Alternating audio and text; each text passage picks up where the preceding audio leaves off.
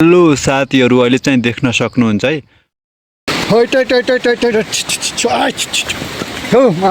छोडिया बाख्रा बुढा यस्तो छ साथीहरू हालत। हेलो साथीहरू, अहिले चाहिँ देख्न सक्नुहुन्छ है। अहिले बेलुकाको 7 बज्न लागिसकेको छ हैन, बजिसकेको छ भनौँ।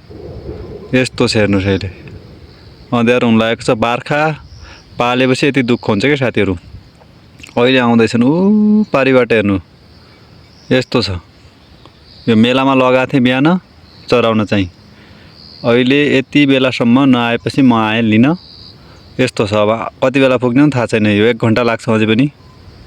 देख्न सक्नुहुन्छ, यो बाख्राको काम हो कि यो चाहिँ। बाख्रा पाल्नु चाहिँ बेकार हो है साथीहरू। ल फाइनली गाइजहरू 1 घन्टा पछि मेरा बाख्रा चाहिँ पुगेका छन् है। यस्तो छ, अँध्यारो भइसकेको छ पुरै होइन। बाख्रा पाल्न चाहिँ मान्छे फाइदा भन्छन् होइन, तर दुःख पनि धेरै हुन्छ कि साथीहरू। मेहनत गर्नुपर्छ होइन, मेहनत नगरेसम्म केही पनि दुनियाँमा हुँदैन क्या साथीहरू। देख्न सक्नुहुन्छ बाख्राको हालत यस्तो छ अहिले। दौडिरहेछन् बाख्रा। पानी पनि डह्रो परिरहेछ है साथीहरू। फेरि मैले एउटा दाउरा ल्याएको थिएँ बजङ्गलदेखि, त्यो पनि छोडिदिएँ मैले होइन। अब यस्तो छ हालत, आफ्नै कहाँ दाउरा ल्याउनु लाग्ने फेरि। यस्तो छ साथीहरू, बाख्रा दौडिरहेछन् होइन, म पनि दौडिरहेको छु। पानी भयङ्कर आइरहेछ क्या साथीहरू होइन। पानीले गर्दा पनि तनाव भएको छ आजभोलि। पानी आउँदैन, आयो भने फेरि खतरा हिसाबले आउँछ। यस्तो छ बाख्राको हालत। यो चाहिँ साथीहरू 8 बजेको भिडियो है।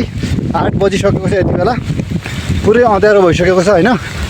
देख्न सक्नुहुन्छ, ऊ मधुरो देखिरहेको छ। यस्तो छ है साथीहरू। नमस्कार साथीहरू, ग्रामीण नेपाल भ्लग युट्युब च्यानलमा है स्वागत गर्न चाहन्छु। म नवीन विष्ट।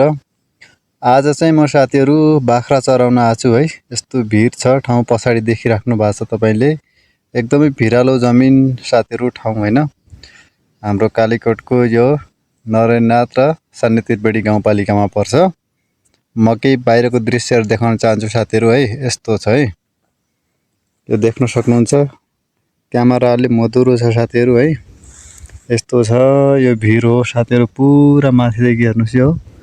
यस्तो छ है, यस्तो छ। अनि यहाँबाट यस्तो गयो भने चाहिँ यो हाम्रो कर्णाली नदी है साथीहरू। मधुरो आशा आज चाहिँ होइन। यस्तो छ साथीहरू, घाँस पनि यत्रो भइसक्यो है।